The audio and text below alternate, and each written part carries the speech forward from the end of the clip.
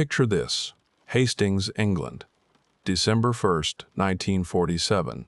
A gray winter day on the English coast, the kind where the sea and the sky blur together into a single sheet of cold, damp nothing. In a boarding house called Netherwood, in a small room on the upper floor, an old man is dying. He's 72 years old, though he looks older. His body is wasted, skeletal beneath the bedsheets. His famous shaved head, once gleaming and powerful, is now just the skull of a sick man, showing through papery skin. His eyes, those eyes that once transfixed followers and terrified enemies, are rheumy, unfocused, flickering between consciousness and something else. A nurse checks on him periodically. A few devoted students have been visiting in recent days, sitting by his bedside, listening to him ramble about magic and gods and the work that still needs to be done. But now he's alone, or almost alone. There's just the nurse, and the gray light through the window, the sound of his labored breathing. This is Aleister Crowley, the great beast 666, the self-proclaimed wickedest man in the world, the man who claimed to have crossed the abyss and achieved union with the divine, who said he'd been chosen by superhuman intelligences to deliver a new gospel to humanity, who founded a religion that promised to replace Christianity, Islam, Buddhism, all the old faiths with something new, something suited to a new age. The man who scandalized Edwardian England with his sexual escapades, his drug use, his deliberate blasphemies, who was expelled from multiple countries, who was called a Satanist, a black magician, a corrupter of youth, a monster. The man who influenced virtually every Western occult movement that came after him, whose face would appear on the cover of Zyde Pepper's Lonely Hearts Club Band, seen by billions, whose ideas would filter through the counterculture of the 1960s, through heavy metal, through chaos magic, through modern witchcraft, into the spiritual DNA of the contemporary world. That man is dying in a rented room, addicted to heroin, nearly broke, largely forgotten by the mainstream that once reviled him. His doctor, a man named Thompson, who'd been treating his bronchitis and heart condition, had died just the day before. When Crowley heard the news, he reportedly said, "I am perplexed. I put a curse on him to die within 24 hours, and he died within 24 hours. It's unclear if he was joking." With Crowley, it was always unclear. Now, less than a day later, Crowley himself is following his doctor into whatever comes next. His breathing slows, stops, starts again, weaker, stops. At some point in the afternoon, the exact time wasn't recorded, the great beast 666 exhales for the last time, and the question that had haunted his entire life, was he a genuine prophet or a colossal fraud, an enlightened master, or a delusional narcissist, a liberator, or a destroyer? That question doesn't get answered by his death. It just gets passed on to everyone who comes after. Because here's the thing about Aleister Crowley. 75 years after his death, we're still arguing about him. His books are still in print, more widely read now than during his lifetime. His magical order, the OTO, has thousands of members worldwide.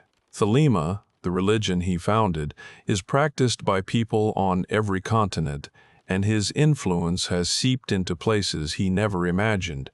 Every time someone talks about finding their true self, or living their authentic life, or not caring what society thinks, there's a little bit of Crowley in that.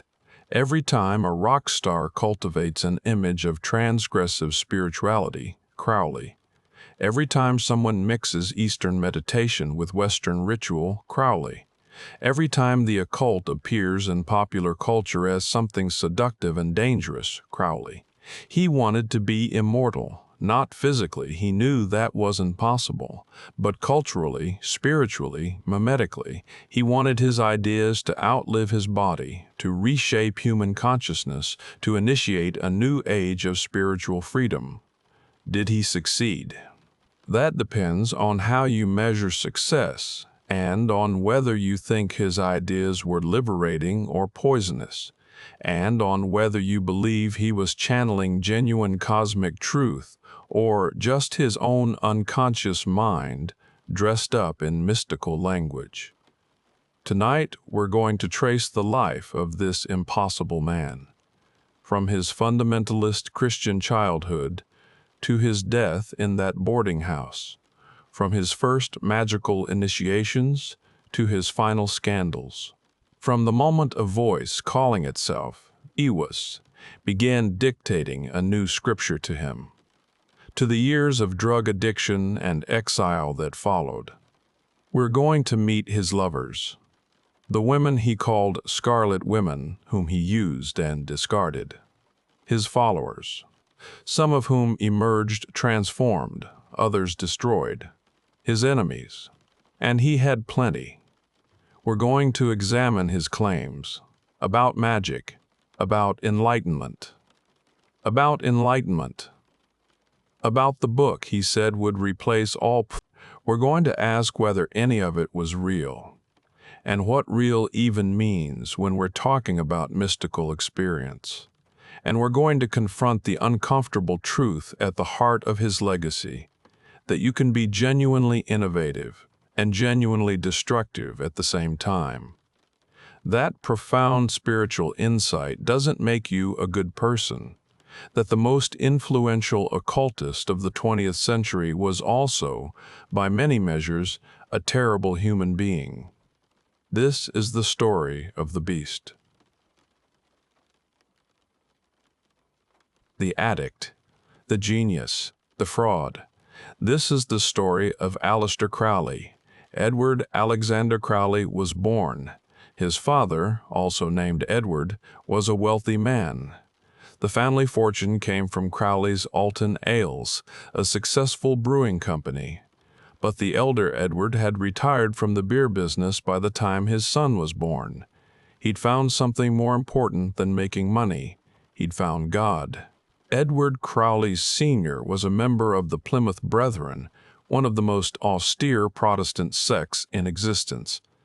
Founded in the 1820s in Dublin and Plymouth, the Brethren rejected all the trappings of organized religion. No clergy, no church buildings, no liturgy, no hierarchy, just the Bible, interpreted literally, and the fellowship of believers awaiting the imminent return of Christ. The Brethren believed the end times were near, that the world was irredeemably corrupt, that true Christians must separate themselves from worldly society, avoiding its pleasures, its entertainments, its corruptions. No theater, no novels, no music except hymns, no celebration of birthdays or Christmas, too pagan, no alcohol, despite the family fortune coming from beer. Just prayer, Bible study, and waiting for Jesus to come back and destroy everything. This was the world young Aleister was born into. Every morning began with family prayers. Every meal was preceded by grace. Every evening included Bible study. Not casual reading, but intensive examination of Scripture verse by verse. The child expected to memorize passages and answer questions about their meaning. There were no toys in the house, no storybooks. Fiction was lies, and lies were of the devil. The only acceptable reading material was the Bible and approved religious texts. Young Aleister was told constantly that the world outside their home was evil, that most people were damned, that only the small fellowship of true believers would be saved when Christ returned, and that return could happen any day now, perhaps tomorrow, perhaps tonight. Imagine growing up with that certainty, that nearly everyone you see on the street is going to hell, that pleasure is sin, that the world itself is about to end in fire and judgment. It does things to a child's mind. But here's something that complicates the simple narrative of religious trauma. Aleister Crowley loved his father. In his autobiography written decades later, Crowley described Edward Sr. with genuine warmth. His father was strict, yes. Devout, absolutely. He was also kind, patient, genuinely believed he was saving his son's soul by raising him this way. "My father was the best friend I ever had," Crowley wrote. "He never sought to influence me in any way except by example." The elder Edward took his son on trips around England, preaching the gospel in town squares and village halls. They traveled together, talked together, shared the work of spreading the brethren's message, for a child starved of normal affection and entertainment. These trips with his father must have been the highlight of his existence. There's a photograph from this period. Young Aleister, probably around 8 or 9, standing solemnly beside his father, both dressed in the severe black clothing of the brethren, both with that peculiarly Victorian combination of formality and intensity. Looking at it, you can almost see two futures branching from that moment. In one, the boy follows his father's path, becomes a preacher himself, lives and dies within the narrow certainties of the brethren. In the other, the one that actually happened, the boy rejects everything his father stood for, becomes his father's exact opposite, dedicates his life to transgression, sensation, the deliberate violation of every rule he was raised with. What determines which path a person takes? Sometimes it's a single event. In 1887, when Aleister was 11 years old, Edward Crowley Sr. died of tongue cancer. The death was slow, agonizing.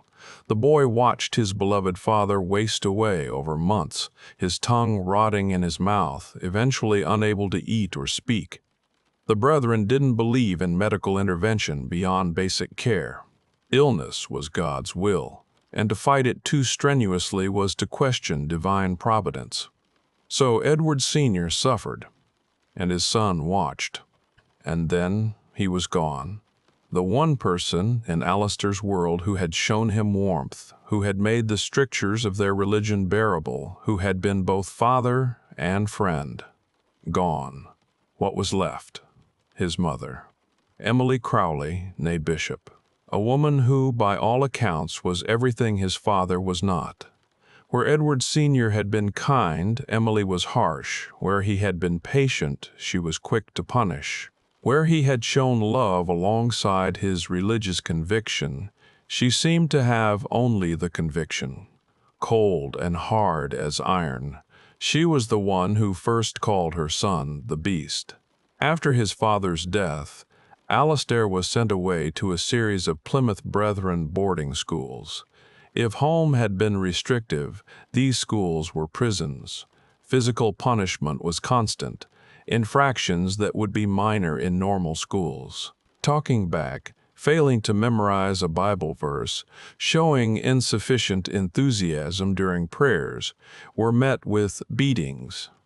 The goal was to break the child's will, to destroy any impulse toward independence or questioning. The staff seemed to take particular interest in young Crowley. He was smart, clearly smarter than most of his peers. And smart children are dangerous in fundamentalist environments.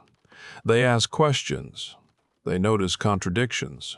They don't accept, because the Bible says so, as a final answer. The beatings intensified. Crowley later claimed he was once kept in isolation for months, allowed to see no one but a servant who brought him food. Did this actually happen? Crowley was a notorious embellisher. But something happened in those schools, something that took an ordinary child and began forging him into something else. He started fighting back. Not physically, he was too small for that. But mentally, spiritually, he began to hate, not just the people who beat him, but the entire system they represented, the God they served. the Christ they worshipped, the Bible they used as a weapon. If this was Christianity, he wanted nothing to do with it. If this was God's love, he preferred the devil's hate. The beast was waking up. Somehow, despite, or perhaps because of, his troubled education, Crowley made it to Cambridge. He entered Trinity College in 1895 at age 20, theoretically to study philosophy. In practice, he studied everything except what he was supposed to. He discovered poetry, writing verse in imitation of Shelley and Swinburne and the other romantics who'd scandalized their own eras. His poetry was technically accomplished but emotionally overwrought, the work of a young man trying very hard to be shocking. He discovered chess, becoming skilled enough to consider a professional career. He had a genuine gift for the game, the kind of analytical mind that could see 20 moves ahead. He discovered mountaineering, and this became a lifelong passion. Over the following years, he would attempt some of the world's most dangerous climbs. K2, Kanchenjunga, with mixed results. He was brave, skilled, but also reckless. Several people died on expeditions he led, though whether through his negligence or simply the inherent dangers of high-altitude climbing is debated. He discovered sex. This requires some context. Victorian England was famously repressed about sexuality, at least on the surface. In reality, beneath the public morality, there was a thriving underground of prostitution, pornography, and every variety of sexual expression. For a young man raised to believe that even thinking about sex was a mortal sin, the discovery that he had a body, that his body wanted things, must have been electrifying. Crowley threw himself into sexuality with the same intensity he brought to everything else. Women, certainly, but also men. He was bisexual, or, as he would later put it, omnisexual, attracted to people regardless of gender, interested in every possible variety of erotic experience. In the 1890s, this was not just scandalous, but illegal. Male homosexuality was a criminal offense in England. Oscar Wilde had just been imprisoned for it. Crowley didn't care, or rather, he cared. But the danger was part of the appeal. He was learning something about himself. He was drawn to transgression, not just despite the danger, but because of it. The more forbidden something was, the more he wanted it. And then he discovered magic. The details of Crowley's first encounter with occultism are somewhat murky.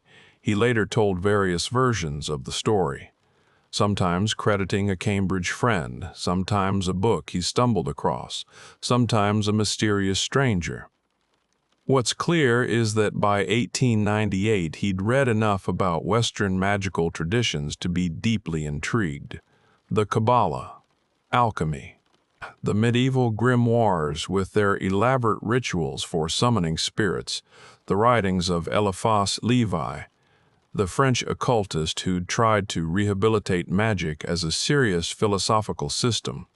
For someone raised on the Plymouth Brethren's literal interpretation of the Bible, where demons were real, where spiritual forces shaped human destiny, where the supernatural was as concrete as the kitchen table, this wasn't a huge leap. Crowley already believed in a reality beyond the physical. He just didn't want to worship the version of it his mother had shoved down his throat. Magic offered an alternative, a way to engage with spiritual forces. Without submitting to the Christian God he'd learned to hate, a way to be powerful rather than obedient, a way to explore the forbidden and call it a spiritual path. In November 1898, Crowley took the step that would define the rest of his life. He was initiated into the Hermetic Order of the Golden Dawn. The Golden Dawn was the most important magical organization in the English-speaking world at the end of the 19th century, founded in 1887 by three men: William Wynne Westcott, William Robert Woodman, and Samuel Liddell MacGregor Mathers. It combined elements from Kabbalah, tarot, astrology, alchemy, and ceremonial magic into a structured system of grades and initiations. The order attracted some remarkable people. William Butler Yeats, who would win the Nobel Prize for Literature, was a member. So was Arthur Machen, author of some of the finest weird fiction in English. Bram Stoker, author of Dracula, may have been connected to the order. The actress Florence Farr, the artist Moyna Bergson, sister of the philosopher Henry Bergson.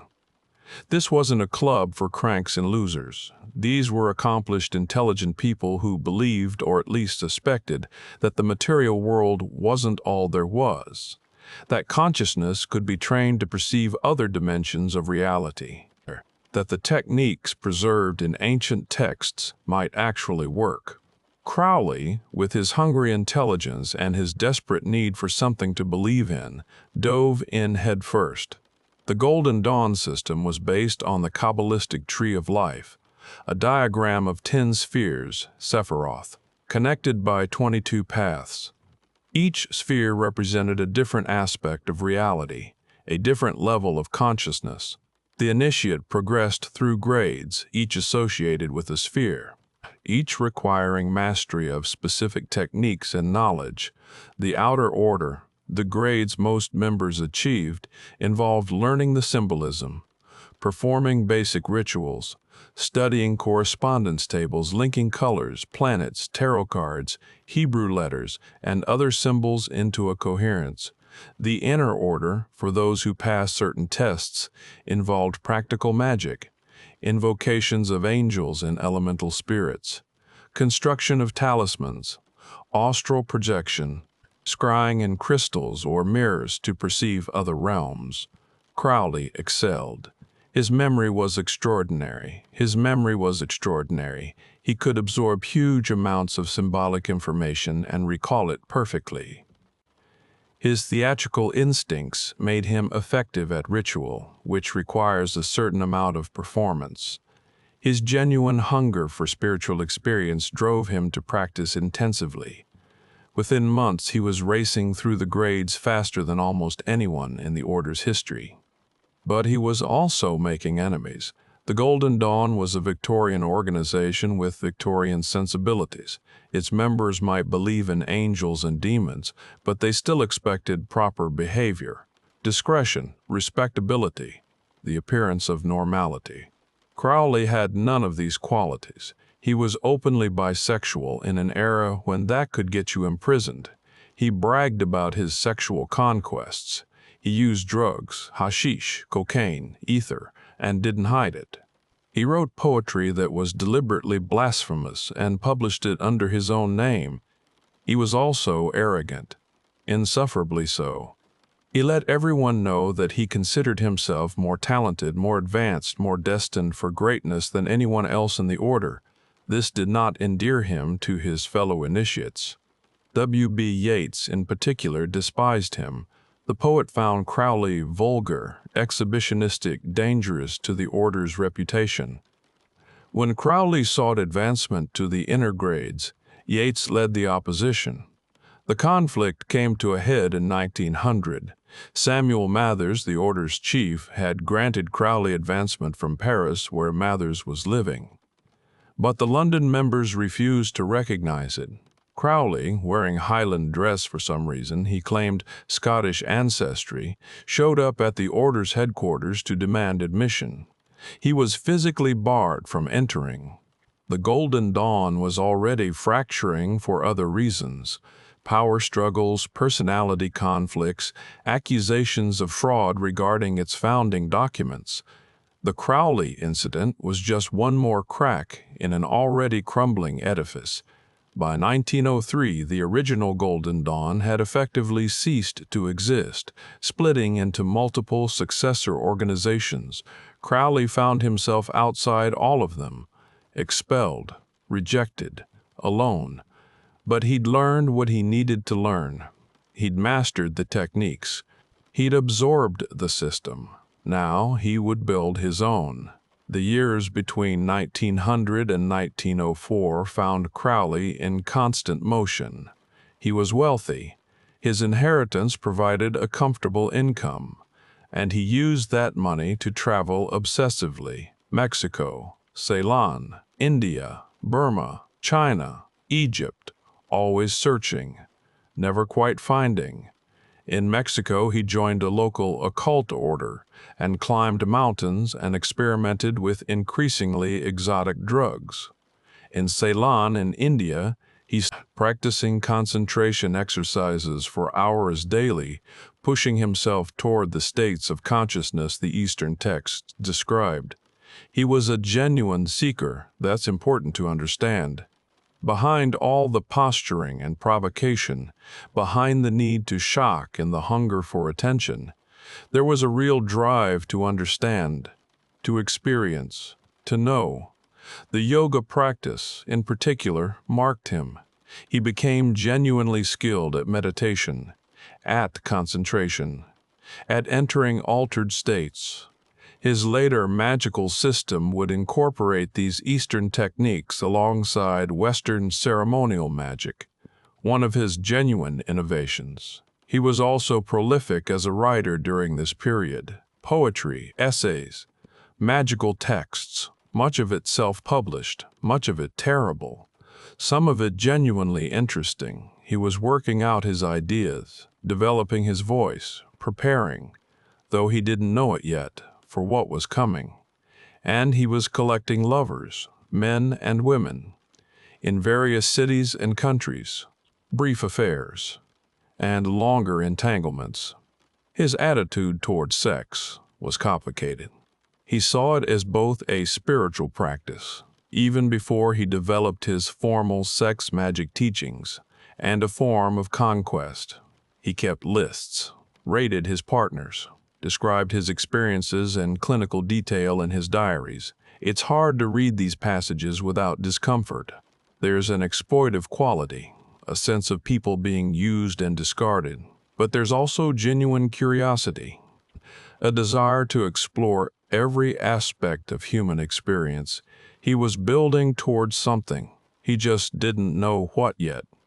In 1903, Crowley met Rose Edith Kelly. She was the sister of his friend Gerald Kelly, a painter who would later become president of the Royal Academy. Rose was beautiful, intelligent, recently widowed, and about to be forced into an arranged marriage she didn't want.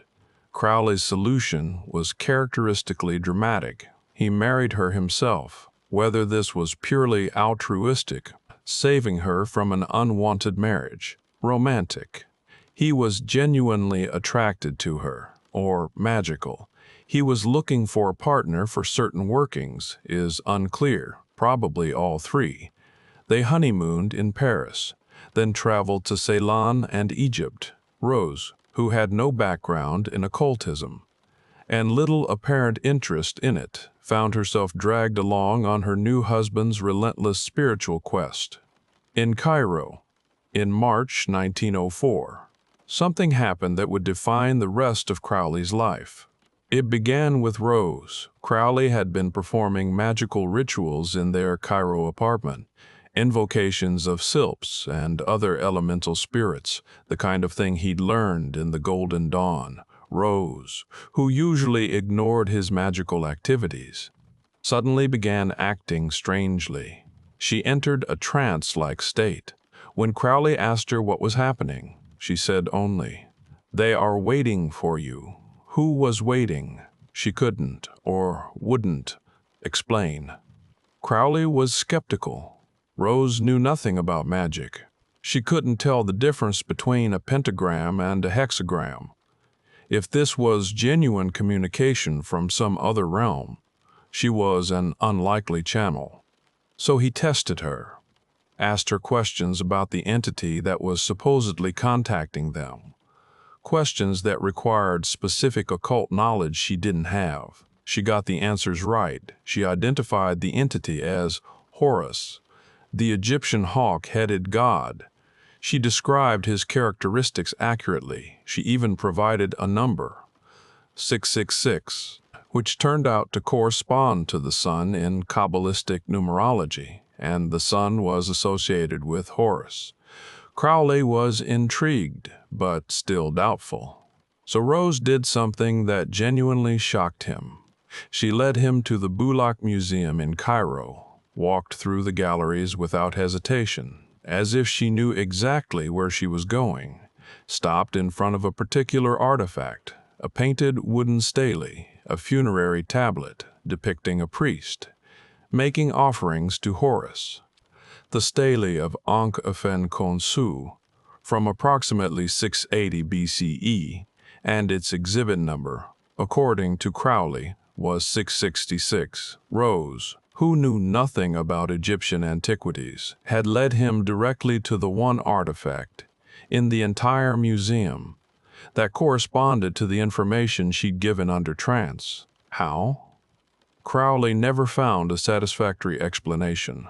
Coincidence seemed inadequate. Fraud seemed impossible. Rose had no motive and no knowledge to fake this. Something was happening. Something he couldn't control or fully understand. Following Rose's instructions, Crowley began a series of ritual workings in their apartment, invoking Horus, preparing himself for whatever communication was coming. On April 8, 1904, at noon, it began. Crowley sat alone in his study. Rose was in another room. He had paper and pen ready, and a voice began to speak. It came from behind him, from over his left shoulder. It was distinct, clear. He described it later as having a deep timbre, musical and expressive, its tones solemn, voluptuous, tender, fierce, or aught else, as suited the moods of the message. The voice identified itself as, I was, or I was, the minister of Hor-Par-Krat, a form of Horus. It said it had been sent to deliver a message to humanity, and Crowley was to write down what it said, the voice, for exactly 1 hour, noon. To 1 p.m., Crowley transcribed the voice's words. He did this for 3 consecutive days, April 8th, 9th, and 10th, 1904. The result was the Book of the Law, Liber Alvi Legis, 220 verses divided into 3 chapters, each attributed to a different Egyptian deity: Nuit, infinite space and infinite stars; Hadit, the infinitely small point of consciousness; and Rahor-Quit, Horus in his active warrior aspect. The manuscript exists. You can see photographs of it. It's written in Crowley's handwriting, but in a different from his usual careful script. There are corrections, as if he was taking dictation, and occasionally misheard or wrote too slowly. What does it say? The core message is summarized in a single phrase. That would become Crowley's central teaching. Do what thou wilt shall be the whole of the law. This is not, as it's often misinterpreted, a license for hedonism or selfishness. Thou wilt doesn't mean whatever you want. It refers to true will, your authentic purpose, your genuine nature, the reason you exist. The Book of the Law proclaims a new age in human spiritual evolution, the Aeon of Isis. The maternal, nature-based religions was followed by the Aeon of Osiris, the patriarchal, sacrifice-based religions like Christianity. Now comes the Aeon of Horus, the child god, the crowned and conquering child, representing a new mode of consciousness. Every man and every woman is a star. Each person has their own unique orbit, their own true will.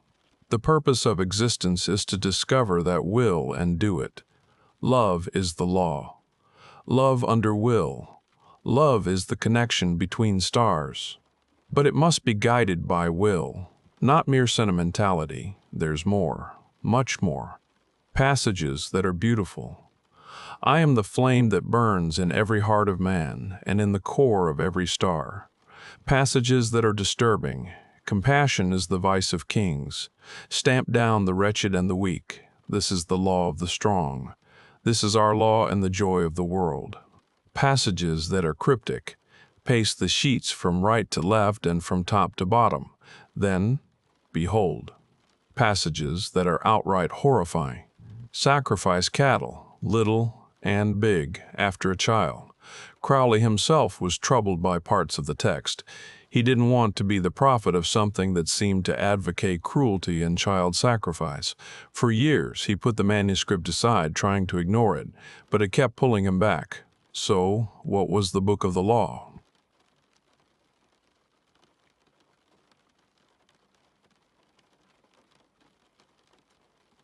Genuine supernatural communication. Crowley eventually came to believe that Iwas was a genuine praetor, human intelligence, his holy guardian angel, or a messenger from beings beyond ordinary human consciousness. That the book was a genuine revelation from a higher source, not subject to normal standards of authorship. Evidence in favor. Rose's inexplicable knowledge. The exhibit number, correspondence. The fact that the book contains information Crowley later discovered he hadn't consciously known. The different quality of the writing compared to his other work. Possibility. 2. Unconscious production skeptics argue that the book is a product of Crowley's own unconscious mind, that under the influence of intense ritual practice, exotic environment, and possibly hashish, he used it regularly. He entered a dissociative state in which his unconscious spoke through him. Evidence in favor. The book perfectly reflects Crowley's existing psychological makeup, his desire to transcend Christianity, his obsession with Egypt, his hunger for significance. The text is essentially what you'd expect Crowley's unconscious to produce. Possibility 3. Deliberate fraud. Perhaps Crowley simply invented the whole thing, made up the story of Iwas, wrote the book himself, and created a founding myth for the religion he wanted to start. Evidence against. The manuscript evidence suggests genuine automatic writing, not careful composition. Crowley's own ambivalence about the text. If he was faking, why include passages he disliked? The lack of any obvious motive. In 1904, he wasn't trying to start a religion and had no need for a foundational text. Most likely, the truth is somewhere between possibilities 1 and 2. Something happened in Cairo that Crowley couldn't fully explain. Whether that something was contact with genuine non-human intelligence or a profound psychological experience is a question that can't be answered from outside. What matters, perhaps, is what happened next. Because whether the source was divine or unconscious, the Book of the Law would shape everything Crowley did for the rest of his life. He had received a scripture. Now he had to decide what to do with it. Whether he was right is a question everyone has to answer for themselves. You might expect that receiving a new revelation would have immediately transformed Crowley into a religious leader, preaching his gospel to the world. It didn't. For years after Cairo, Crowley seemed almost to be running from the Book of the Law. He buried the manuscript among his papers. He didn't publish it. He didn't organize followers around its teachings. Why? Part of the answer was practical. He was still developing his magical skills, still experimenting, still learning. He wasn't ready to be a teacher. Part of the answer was personal. His marriage to Rose was falling apart. She was drinking heavily. Eventually, she would be institutionalized for alcoholism. They had a daughter, Lola Zaza, who died in 1906 of typhoid fever. Another daughter, Lilith, died in 1908. These losses devastated Crowley. He wasn't a good husband.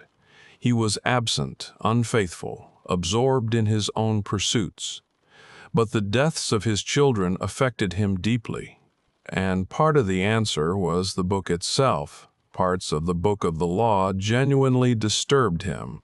The passages about compassion being a vice, about stamping down the weak. He didn't want to preach that.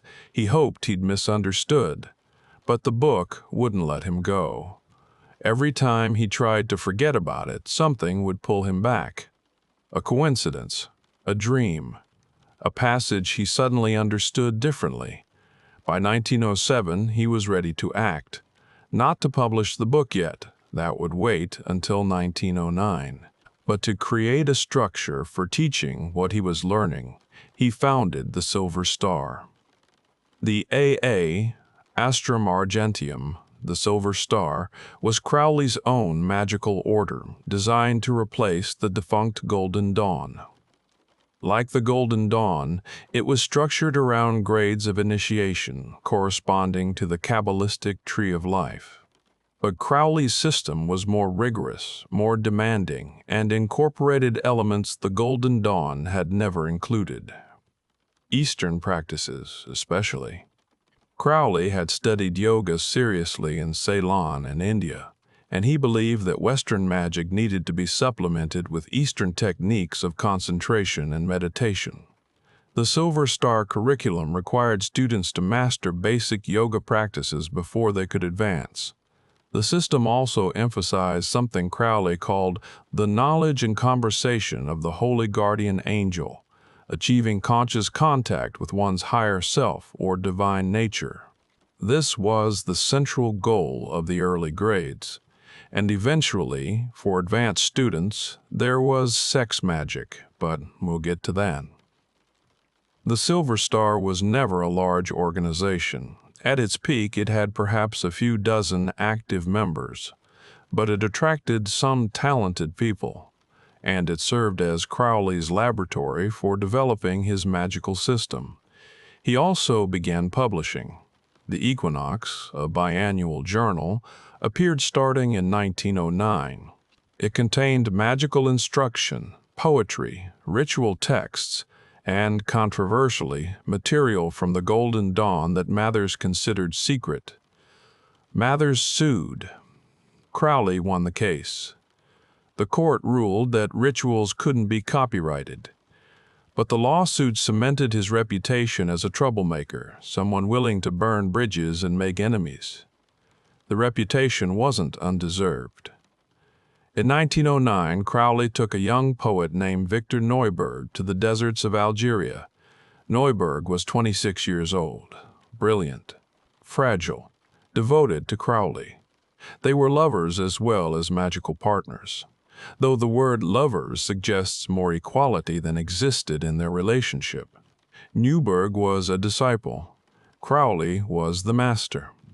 In the desert, they performed a series of intense magical operations. The goal was Crowley's full initiation into the grade of Magister Templi, Master of the Temple, which required what he called crossing the abyss. The abyss, in Crowley's system, was the gap between the ordinary human mind and genuine spiritual attainment. Crossing it required the destruction of the ego, the complete annihilation of everything you thought you were, so that the true self could emerge. The rituals involved days of fasting, physical exhaustion, and intense magical invocation. They also involved sexual practices that Crowley documented with clinical precision in his diaries. The details are explicit enough that I won't reproduce them here. But the core of the practice was using sexual energy and orgasm as magical fuel, directing the power raised toward specific spiritual goals. Did it work? Crowley believed it did. He emerged from the Algerian desert claiming to have achieved a new level of initiation. His magical diaries from this period describe visions of cosmic scope, encounters with entities, journeys through spiritual realms, experiences that defied normal description. Neuburg's experience was different. The workings left him traumatized. He had visions too, but they weren't liberating. He described encounters with demonic entities, experiences of possession and violation. The psychological damage lingered for years. This would become a pattern. Crowley's magical partners often emerged from their work with him damaged. He would later attribute this to their personal weakness, their failure to complete the work properly. But the pattern is striking enough to raise questions about Crowley's methods and his care for the people he worked with. In 1912, something unexpected happened. Theodor Reus, head of a German occult organization called the Ordo Templi Orientis, OTO, showed up at Crowley's door in London. He was angry. "You have published our supreme secret," Royce accused. Crowley had no idea what he was talking about. He'd never been initiated into the OTO. He didn't know their secrets. Royce showed him a passage in one of Crowley's published books. It described the magical use of sexual energy in terms that closely matched what the OTO taught as its highest mystery. Crowley's response was characteristically blunt. "I didn't know it was a secret. I figured it out for myself." Royce was impressed rather than offended. Here was someone who had independently arrived at the same conclusions the OTO had guarded for years. He invited Crowley to join the order and rapidly advanced him through the grades. By 1922, Crowley would become the international head of the entire OTO, reshaping it around Thelemic principles. The OTO's sex magic became central to Crowley's later teaching. He developed a systematic approach that included solo practices using masturbation and orgasm as magical tools, heterosexual practices designed to raise and direct energy through intercourse homosexual practices, which Crowley considered particularly powerful for certain operations.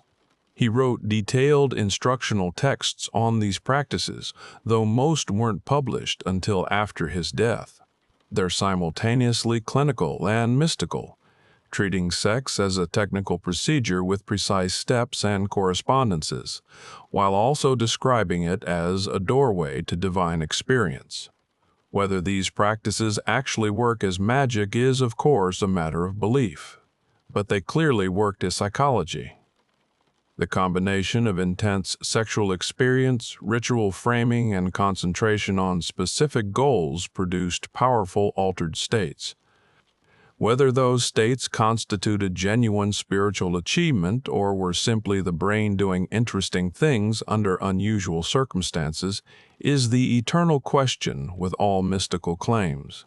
By the early 1910s, Crowley was becoming famous or infamous.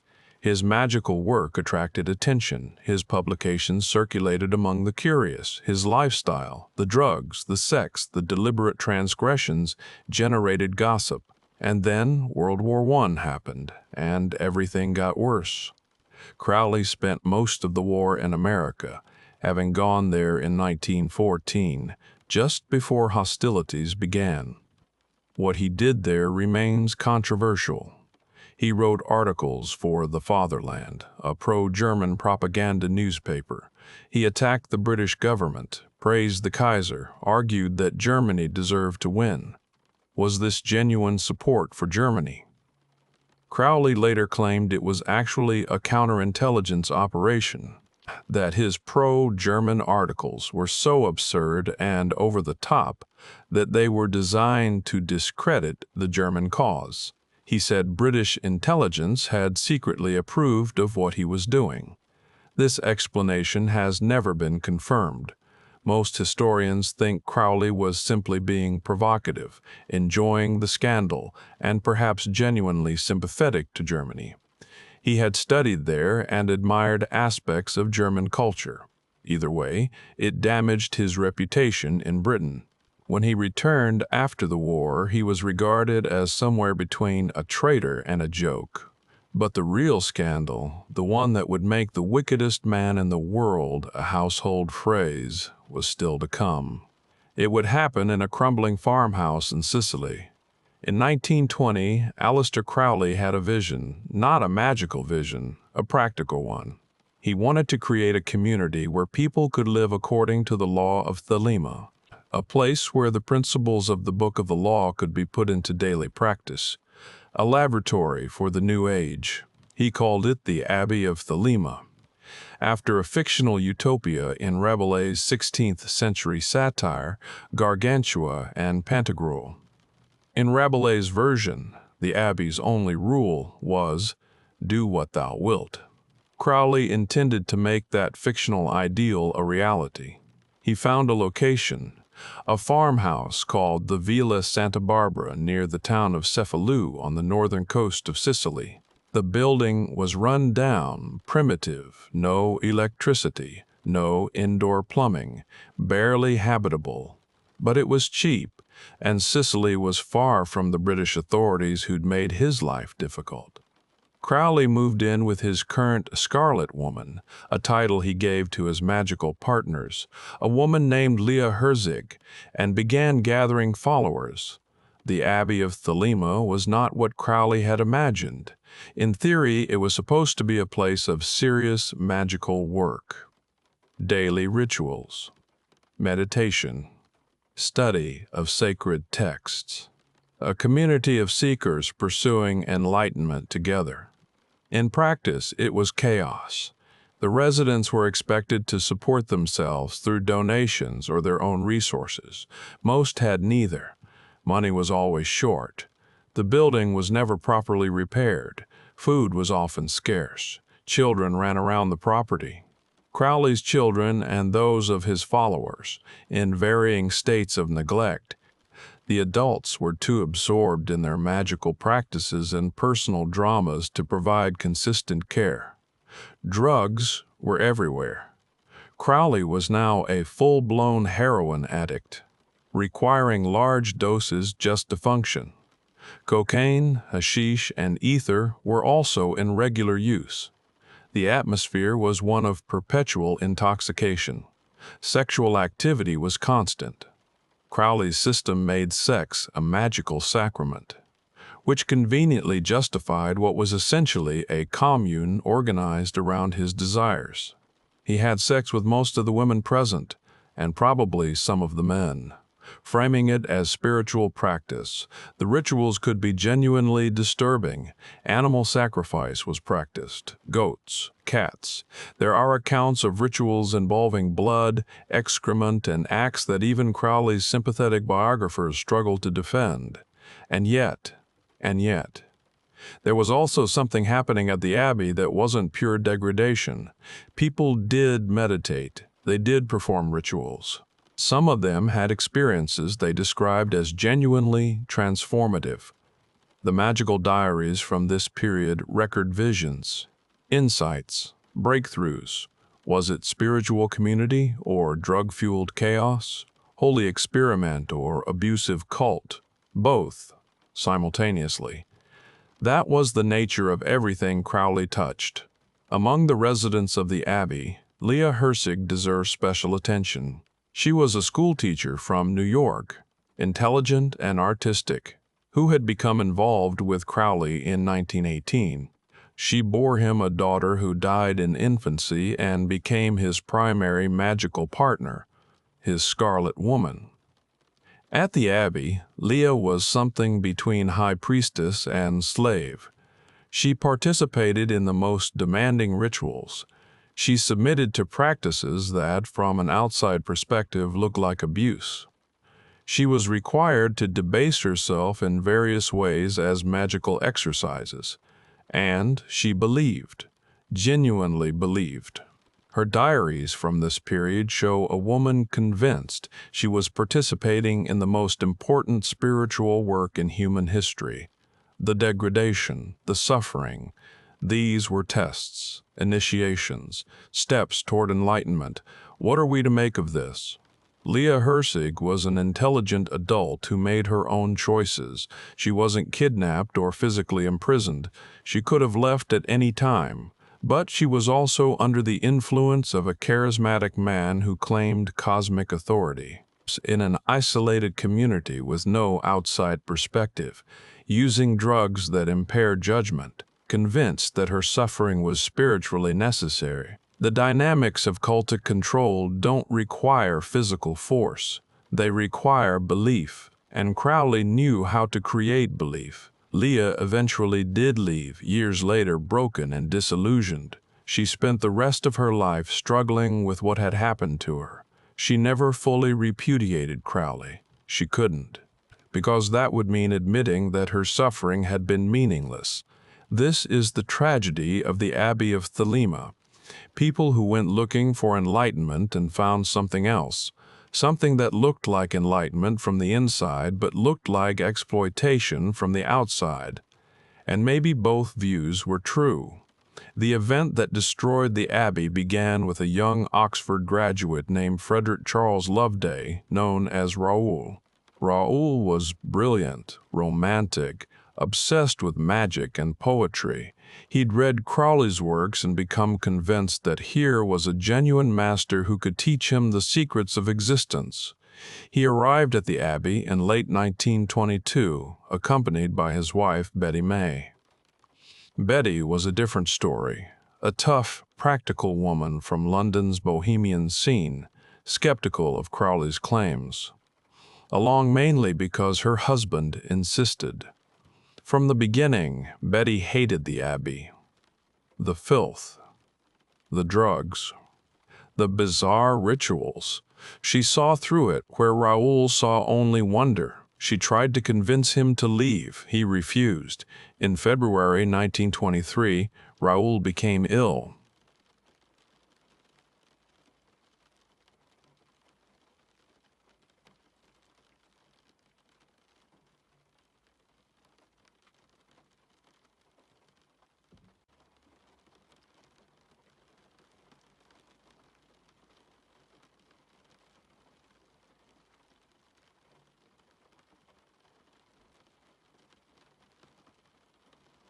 She claimed that Raoul had been forced to participate in a ritual involving the sacrifice of a cat and had been made to drink a cup of the cat's blood. Whether this actually happened is disputed.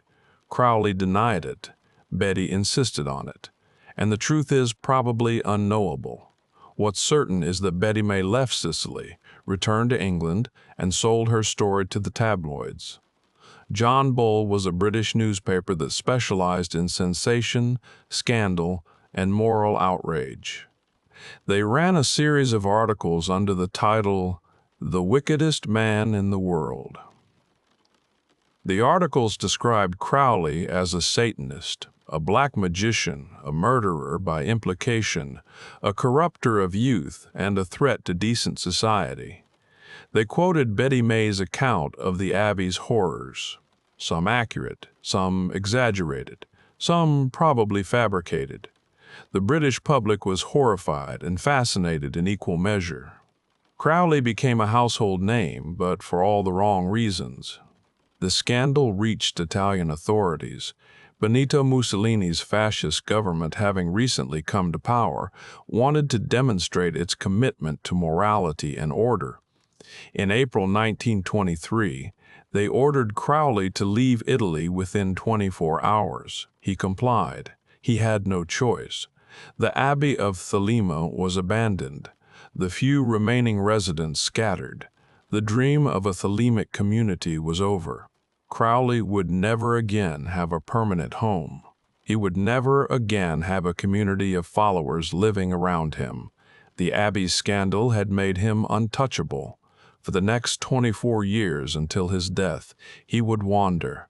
France, Germany, England, Portugal, back to England, living in hotels and boarding houses, supported by donations from followers, continuing to write, to teach, to initiate students, but always in exile, always alone, despite the people around him. The great beast had been caged, not by prison walls, but by his own reputation. The decades after Sicily blurred together into a parade of temporary addresses, failed projects, and increasing physical deterioration. Crowley went to France, where he continued magical work and began an affair with a young artist named Norman Mudd. He went to Germany, where he connected with the German OTO and had a brief, disastrous period of trying to build a following. He went to Portugal, where he staged a fake suicide at a notorious coastal cliff, hoping to disappear and start over. The suicide stunt was pure Crowley, theatrical, clever, ultimately pointless. He left behind a note suggesting he'd killed himself over a woman. Newspapers reported his death. Then he showed up alive at an exhibition in Berlin, enjoying the confusion. It was the act of someone who had run out of meaningful things to do, who was reduced to performance because the substance had dried up. His money was gone. The inheritance that had funded his travels and his community and his publications all spent. Now he survived on donations from followers, on small writing commissions, on selling paintings and manuscripts from better days. The heroin addiction was devastating. He'd started using opiates for asthma, discovered they made him feel powerful and creative, and gradually escalated until he required massive doses just to stave off withdrawal. Getting the drugs became a constant preoccupation. He was sick, broke, largely forgotten by the mainstream that had once reviled him. But he wasn't finished. Here's what's remarkable about Crowley's later years. Despite everything, he kept working. He kept writing. Magick in Theory and Practice, published in 1929, is a comprehensive systematization of ceremonial magic, arguably the most important magical textbook of the 20th century. It's dense, technical, demanding, and full of genuine insight, alongside the grandiosity and obscurity. He kept teaching. Students still came to him, young men and women who'd read his work and wanted to learn. He initiated them into the AA and OTO. He supervised their practices. He corresponded extensively, answering questions, offering guidance. He kept developing the Thelemic system, writing commentaries on the Book of the Law, refining rituals, creating new practices for specific purposes. And in the early 1940s, he began his last great artistic project. Lady Frida Harris was a society artist, wife of a member of Parliament, and an unlikely collaborator for the notorious Beast. She approached Crowley in 1938, wanting to create a tarot deck. She didn't know who he was, or rather, she knew the scandalous reputation, but not the underlying work. When she learned more about Thelema, she became fascinated. The collaboration lasted 5 years. Harris painted the cards under Crowley's direction, multiple versions of each, refining and perfecting. Crowley wrote the accompanying book, explaining the symbolism. The result, published after both their deaths, is the Thoth Tarot, arguably the most beautiful and symbolically rich tarot deck ever created. Each card is dense with meaning, Kabbalistic correspondences, astrological associations, alchemical symbols, Thelemic principles. Thelemic principles, the entire Western magical tradition compressed into 78 images. Harris's art is stunning, geometric, colorful, with a kind of crystalline precision that makes the cards feel like windows into other dimensions. The deck is now one of the most popular tarot decks in the world. Second only to the Rider-Waite, most people who use it have no idea it was created by the wickedest man in the world. It's Crowley's most lasting artistic legacy, and proof that even in decline, even addicted and impoverished and largely forgotten, he was still capable of genuine creation. But the cost of his work was paid by others. Rose Kelly, his first wife, divorced him and descended into alcoholism. She was eventually institutionalized and spent years in mental facilities before her death in 1932. Layla Waddell, the violinist who had been his partner during the rites of Eleusis, was abandoned when he moved on to other women. She died in poverty. Leah Hirsig, the Scarlet Woman of the Abbey, left him broken and spent the rest of her life trying to make sense of what had happened to her. There were others, many others, women who gave him money, devotion, their bodies, their sanity. He called them Scarlet Women, magical partners in the great work. They often ended up discarded, Did Crowley love any of them? In his way, perhaps. His letters showed genuine affection, genuine connection. But there was always something cold at the center, something that treated people as instruments rather than ends in themselves.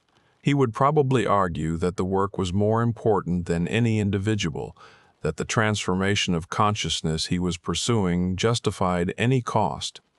This is the argument every abusive guru makes. By the mid-1940s, Crowley was living in a boarding house in Hastings on the English coast. The war was ending, a new world was emerging, and he was dying. His body was failing. Heart disease, bronchitis, the accumulated damage of decades of drug abuse.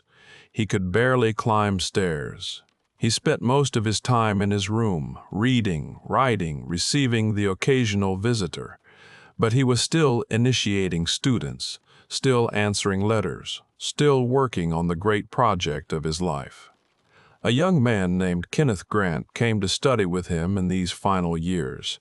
Grant would later become one of the most influential and controversial Thelemic teachers, carrying Crowley's work in new directions. An American rocket scientist named Jack Parsons corresponded with him, seeking guidance. Parsons was a genuine genius, one of the founders of jet propulsion technology, who was also deeply involved in Thelemic magic. His story is strange and tragic. He died in a suspicious explosion in 1952, possibly accident, possibly suicide, possibly murder. Even at the end, Crowley was touching lives, shaping the future of Western occultism, preparing the way for what would come after. He died on December 1st, 1947. The cause was officially cardiac degeneration and bronchitis. But the heroin addiction was certainly a contributing factor. His last words, according to various accounts, were either, "I am perplexed, sometimes I hate myself," or nothing coherent at all. Any of them would be fitting, Crowley's funeral was held on December 5, 1947, at the Brighton crematorium. His followers arranged a Thelemic service, readings from the Book of the Law, from his poetry, from the rituals he'd written. It wasn't a black mass, wasn't devil worship, wasn't anything the tabloids would have recognized as satanic. But the tabloids didn't care about accuracy. Black Magick writes at cremation, the headline screamed, Aleister Crowley, funeral hymn to Satan. The Brighton Council was so outraged that they passed a resolution banning any similar services in the future. The wickedest man in the world got one final scandal, even in death. His ashes were sent to followers in America. What happened to them afterward is uncertain. They may have been scattered, may have been lost, may be sitting in someone's closet. In 1947, it looked like the end. Crowley was dead. His organizations were tiny and fragmented. His books were out of print. His name was remembered, if at all, as a cautionary tale about the dangers of occultism and moral depravity. Within 20 years, everything would change. The 1960s counterculture discovered Aleister Crowley. It started with the occult revival of the early 1960s, a renewed interest in magic, mysticism, and alternative spirituality that was part of the broader rejection of conventional Western values. Young people looking for something beyond materialism and Christianity found their way to Crowley's writings. Then came the rock stars. The Beatles put Crowley on the cover of Skate Pepper's Lonely Hearts Club Band in 1967. His face is there, in the crowd of famous figures, between Mae West and Sri Yukteswar, looking out with that intense, shaved-haired stare. Why did they include him? Partly because he was a famous transgressive figure. Partly because the Beatles were genuinely interested in Eastern mysticism and Western occultism. Partly because Do What Thou Wilt resonated with the counterculture's emphasis on personal freedom. Led Zeppelin's Jimmy Page became obsessed with Crowley. He bought Ballskin House, Crowley's former home on the shores of Loch Ness. He collected Crowley manuscripts and artifacts. He was rumored to practice Thelemic magic. David Bowie referenced Crowley in songs. The Rolling Stones flirted with his imagery. Ozzy Osbourne wrote Mr. Crowley. Black Sabbath and countless other metal bands adopted his aesthetic. Do what thou wilt became a slogan, usually misunderstood as simply do whatever you want. The great beast became an icon of rebellion, of transgression, of spiritual seeking outside conventional paths. And people started reading his books again. But the influence went deeper than rock music. Gerald Gardner, who founded modern Wicca in the late 1940s and 1950s, knew Crowley personally. They met in the last years of Crowley's life, and Gardner was initiated into the OTO. Wiccan ritual contains significant Thelemic elements, including passages from the Book of the Law and Crowley's other writings. Chaos magic, the irreverent postmodern approach to magical practice that emerged in the 1970s and 1980s, draws heavily on Crowley's techniques while rejecting his grandiosity. The chaos magicians took what worked and discarded what didn't. The OTO revived, grew, became a genuine international organization with thousands of members. Thelema is now an established religion with ordained clergy, formal ceremonies, and a consistent body of practice. Crowley's books are continuously in print. Magick in Theory and Practice is a standard text for anyone studying Western ceremonial magic. The Thoth Tarot is one of the most popular decks in the world. His ideas have been analyzed by scholars, debated by practitioners, absorbed into the broader culture. He wanted to be a prophet of a new age. He wanted his ideas to transform human consciousness. He wanted to be remembered. By those measures, he succeeded. Partially, imperfectly, but he succeeded. Not everyone celebrates his legacy. Critics point to his racism and anti-Semitism. Real, documented, expressed in his writings and personal correspondence. He used slurs, casual. He expressed contempt for entire ethnic groups. This was common in his era, which doesn't excuse it, but does provide context. Critics point to his treatment of women, the pattern of exploitation, the trail of broken scarlet women, the use of spiritual authority to justify sexual demands. Even by the standards of his time, his behavior was predatory. Critics point to his drug addiction not as a moral failing, but as evidence that his system didn't work.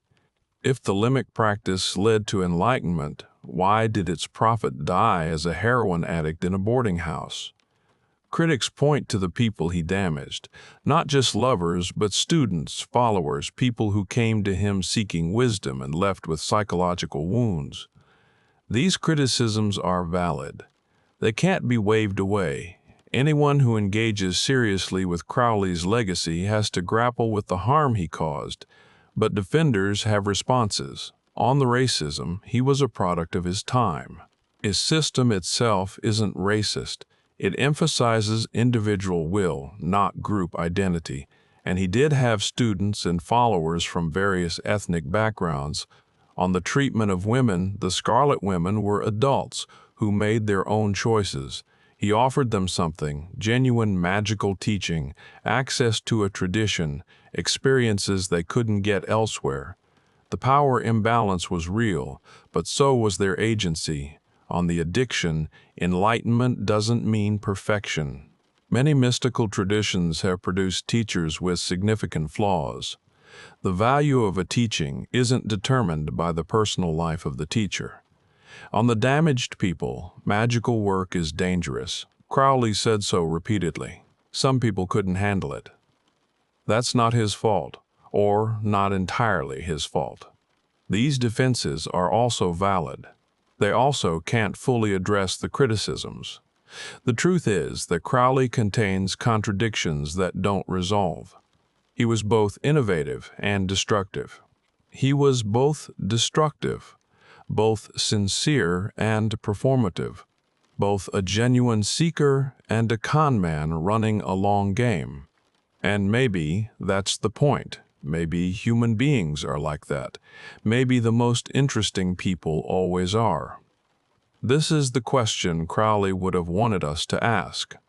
The question his entire system was designed to address. He claimed high grades of magical attainment. He claimed to have crossed the abyss and achieved the knowledge and conversation of his holy guardian angel. He claimed to be an ipsissimus, the highest grade in his system, representing complete spiritual realization. Did he achieve these things? His magical diaries record experiences that sound like genuine altered states, visions of cosmic scope, encounters with entities, moments of profound clarity and insight. He wasn't lying about having these experiences. But what do those experiences mean? 1. Interpretation. They were genuine spiritual achievements. He really did transform his consciousness, really did achieve liberation from ordinary human limitations. Another interpretation. They were drug-induced hallucinations and self-hypnosis. The brain doing interesting things under unusual conditions. No more genuinely spiritual than a fever dream. A middle interpretation. They were real psychological experiences that don't require supernatural explanation but aren't reducible to simple delusion. He really did achieve unusual states of consciousness. Whether those states constitute enlightenment depends on what you mean by the term. Buddhist and Hindu traditions recognize crazy wisdom teachers, realized masters who behave outrageously, whose actions don't conform to conventional morality, whose enlightenment is genuine even though their behavior is wild. Was Crowley such a teacher? Or was he just crazy, using spiritual language to justify his dysfunction? There's no definitive answer. There can't be. Enlightenment claims are inherently unfalsifiable. But here's something worth noting. His system does work, at least partially. People who seriously practiced the techniques he taught, the meditation, the ritual, the concentration exercises, report genuine results. Not everyone, not always, but consistently enough that something is happening. Maybe that's the best answer we can give. Crowley's practices produce effects. Whether those effects constitute enlightenment is a philosophical question, but they're not nothing. Unlike some figures we could mention, Crowley didn't claim abilities he couldn't demonstrate. He didn't produce letters from thin air. He didn't claim to materialize objects. He didn't perform healing miracles on demand. What he claimed was inner experience, visions, states of consciousness, contact with non-physical entities. These are claims that can't be tested. You can't hook someone up to a machine and measure their enlightenment. His magical diaries are obsessively detailed, thousands of pages documenting his practices, his results, his failures. Reading them, you get the impression of someone genuinely engaged in an experimental project, trying things, recording results, adjusting based on experience. This isn't the behavior of a fraud. Frauds don't keep careful records of their failures. But there's a difference between not being a fraud and being reliable. Crowley certainly exaggerated. He certainly told stories in ways that made him look better. He certainly maintained a public persona that was partly performance. He was a showman. He understood the power of image, of mystery, of carefully managed revelation. The great beast, 666, was a character as much as a person. So, not a fraud in the simple sense of someone who doesn't believe what he's selling, but not a straightforward truth-teller either, somewhere in between, like most interesting people. This is the mystery at the heart of Crowley's life. Did I was exist? Did something genuinely transmit that text? Arguments that it was genuine supernatural communication. Rose's inexplicable knowledge, her ability to identify the stele of Ange Effen Konsu without any relevant background. This remains genuinely puzzling. Details in the text that Crowley claimed not to understand until later, passages whose meaning he discovered only after years of study, the different quality of the writing. The Book of the Law doesn't read like Crowley's other work. It has a distinctive voice. Arguments that it was Crowley's unconscious speaking.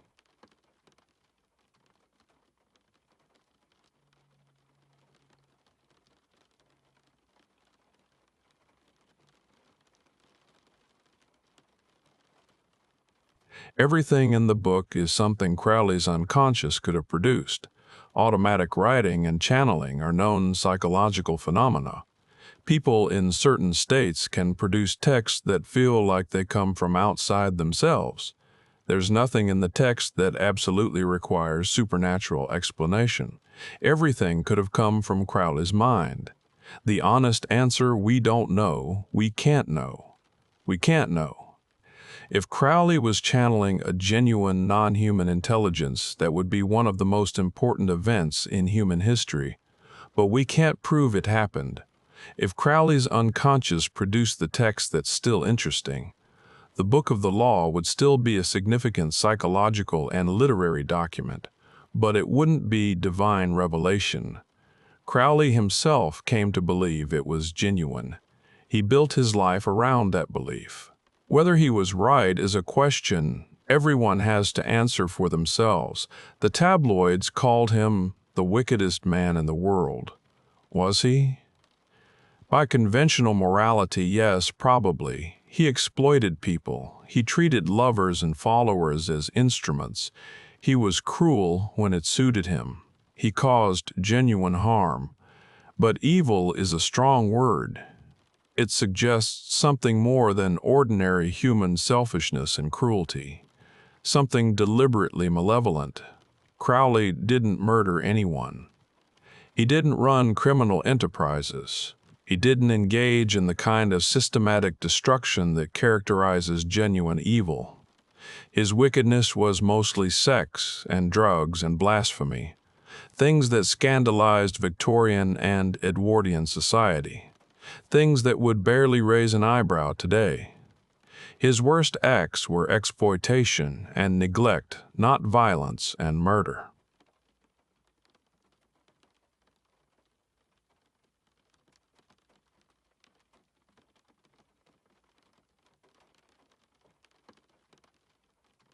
Crowley played along because it suited him. The notoriety brought attention, the infamy was its own kind of advertising, and he enjoyed provoking people, enjoyed being transgressive, enjoyed the power of making the conventional world uncomfortable. He wasn't evil, he was a chaos agent, someone who disrupted, who provoked, who refused to play by the rules. Whether that makes him a villain or a hero depends on what you think of the rules. Let's try to assess his legacy without either hagiography or demonization. He systematized Western ceremonial magic for the modern era. Magic in theory and practice is a genuine achievement, a comprehensive practical guide to a tradition that had been scattered and disorganized. Anyone studying Western magic today is building on his foundation. He integrated Eastern and Western spiritual techniques. His incorporation of yoga and meditation into the Western magical framework was innovative and influential. He helped create the synthesis that characterizes much contemporary spirituality. He founded a religion that still exists. Thelema has thousands of practitioners worldwide. Whether you think that's a good thing or a bad thing, it's an achievement. He created lasting art. The Thoth Tarot is beautiful and symbolically rich. Some of his poetry is genuinely good. His prose style, when he controlled his tendency toward verbosity, was powerful. He provided a model for countercultural spiritual seeking. The idea that you could reject mainstream religion and still pursue serious spiritual practice, that you could be transgressive and transcendent at the same time, owes a lot to Crowley. He also damaged people. That has to be weighed against the positive achievements. Lives were broken in his wake. Whatever value his work has is balanced by the cost others paid. Here's the thing about Aleister Crowley that makes him impossible to pin down. He was brilliant and foolish at the same time. Brilliant. His synthesis of magical traditions, his integration of Eastern and Western practices, his systematization of techniques that actually produce results. Foolish. His grandiosity, his inability to see himself clearly, his repeated self-sabotage, his destruction of everything he tried to build. He was disciplined and addicted at the same time. Disciplined. The meditation practices, the magical diaries, the decades of sustained work. Addicted. The heroin. The dependency that dominated his later life. The inability to control his own appetites. He was generous and exploitative at the same time. Generous, the teaching, the initiations, the willingness to share knowledge that other occultists hoarded. Exploitative, the scarlet women, the followers who gave him money and devotion and got damaged in return. He was sincere and performative at the same time. Sincere, the genuine seeking, the real experiences, the actual belief in what he was doing. Performative, the great beast persona, the deliberate provocations, the playing to the audience. These contradictions don't resolve. They're not a puzzle to be solved. They're who he was. Maybe the best way to understand him is to see that there were three Crowleys all inhabiting the same person. Crowley, the prophet. This was the Crowley who received the Book of the Law, who believed he was inaugurating a new age of human spiritual evolution, who saw himself as a genuine messenger from higher powers charged with transforming consciousness. This Crowley was sincere. Whatever the ultimate truth of his claims, he really believed them. He organized his life around them. He sacrificed comfort, reputation, relationships to pursue his mission. If you take him at his word, this Crowley was one of the most important spiritual teachers in human history, a genuine prophet comparable to the founders of major religions. Crowley, the con man. This was the Crowley who knew how to play people, who used spiritual authority to get sex, money, devotion, who constructed an elaborate persona and maintained it for decades, who exploited the vulnerable and discarded the used up. This Crowley was a predator dressed in mystical clothing. His teachings were justifications for his appetites. His initiations were manipulation techniques. His spiritual mission was a long con. If you see him this way, he was just another guru with a god complex, leaving damaged people in his wake like countless others before and since. Crowley the human. This was the Crowley who was neither prophet nor con man, but a complicated person trying to make sense of his life. A traumatized child who never recovered from his upbringing. A genuine seeker who had real experiences he couldn't fully understand. A talented person with serious flaws. Someone who did both good and harm, who was both sincere and manipulative, who believed his own mythology while also constructing it deliberately. This Crowley isn't a category, he's a person. Contradictory, incomplete, human. His most famous phrase is almost always misunderstood. Do what thou wilt shall be the whole of the law. This sounds like permission to do whatever you want. Eat, drink, fornicate. Pursue pleasure, ignore consequences. The motto of hedonism. That's not what it means. Thou wilt refers to true will, your authentic purpose, your genuine nature, the reason you exist. Not whims and desires, but destiny and calling. The command is to discover who you really are, beneath the layers of conditioning and expectation and social pressure. And then to do that, to be that, to fulfill your actual purpose, not the purpose others have assigned you. This is harder than hedonism. Hedonism just requires pursuing pleasure. True will requires knowing yourself, really knowing yourself, not the story you tell about yourself. And then having the courage to act on that knowledge regardless of what anyone else thinks. Love is the law. Love under will. Love isn't just sentiment, it's the connection between beings. But that love must be guided by will, by genuine purpose, or it becomes mere attachment, mere dependency. This is demanding philosophy. It asks you to question everything about your life, your career, your relationships, your beliefs, your identity, entity. Are these expressions of who you really are, or are they impositions from outside that you've mistaken for yourself? Crowley may not have lived up to his own philosophy. The heroin addiction wasn't his true will. The exploitation of lovers wasn't love under will. He knew what he should be doing, but couldn't always do it. But the failure of the teacher doesn't invalidate the teaching. The ideas have value regardless of whether their originator exemplified them. 75 years after his death, why do we still talk about Aleister Crowley? Not because he was the wickedest man in the world. That was always exaggeration. Not because he was a perfect teacher. He obviously wasn't. He endures because he asks questions that don't go away. What is the self? How do you discover your true purpose? Can consciousness be transformed through practice? What happens when you reject all conventional morality? What's the relationship between spirituality and sexuality?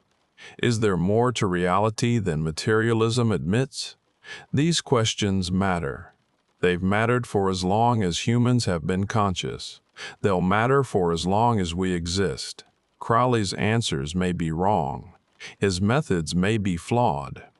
His life may have been a cautionary tale as much as an example. But he engaged with the questions, seriously, for decades, with everything he had. And that engagement produced something, a body of work, a tradition, a lineage of seekers who came after him. Picture this one last time. A boarding house in Hastings, December 1st, 1947. An old man dying in a rented room. He's been the beast, the prophet, the scandal. He summoned demons and channeled angels, and had sex with every variety of partner. He's founded religions and been expelled from countries and seen his name in tabloid headlines across the world. And now he's just a dying man, frail, addicted, largely forgotten. But in that room, that moment, the whole impossible arc of his life is present. The Plymouth Brethren childhood and the Cairo revelation, the Abbey of Thelema and its destruction, the scarlet women he used and the students he taught, the poetry and the magic and the drugs and the chaos, all of it contained in one failing body, one complicated mind, one person who refused to be ordinary, who refused to accept the world as he found it, who insisted that reality could be transformed through will and practice and determination. Was he right? We still don't know. We still can't know. But he tried. God damn him. He tried. And maybe that's the only epitaph that matters. Thank you for joining me on this journey through one of history's most controversial and complicated spiritual figures.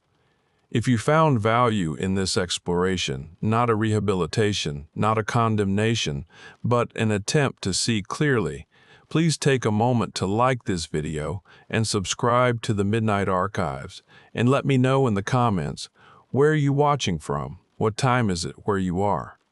Was Aleister Crowley an enlightened master, a destructive narcissist, or something that refuses to fit into categories. This has been the story of the great beast 666, the wickedest man in the world, the prophet of the New Age, the addict who died in a boarding house, the complicated human being who was all of these things at once. Do what thou wilt shall be the whole of the law. Love is the law, love is the law. Love under will, whatever that means, whatever it meant to him, whatever it might mean to you.